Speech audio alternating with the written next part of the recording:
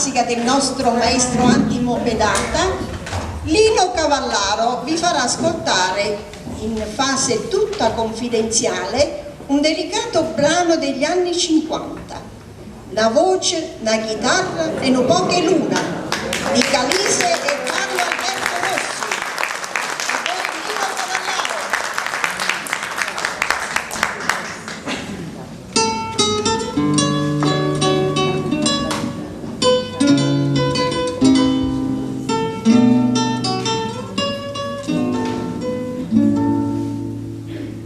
Una voce, una chitarra, un po' di luna,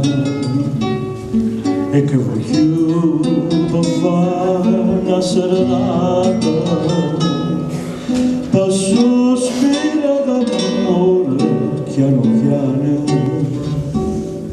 parole dolci per innamorata,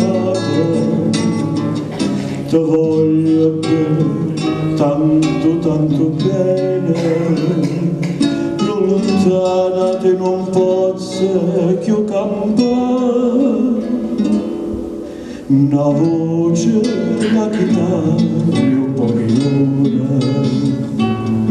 e come dolce che sta serenata,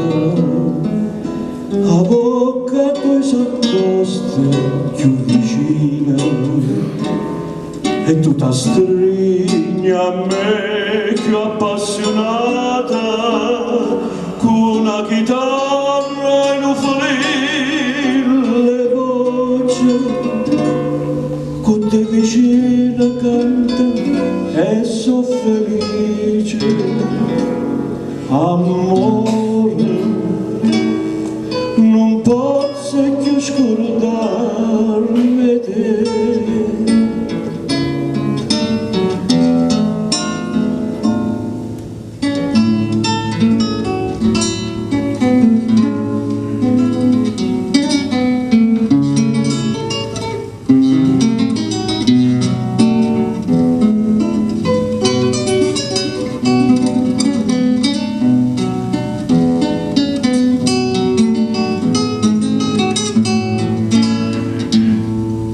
Ti voglio bene, tanto tanto bene,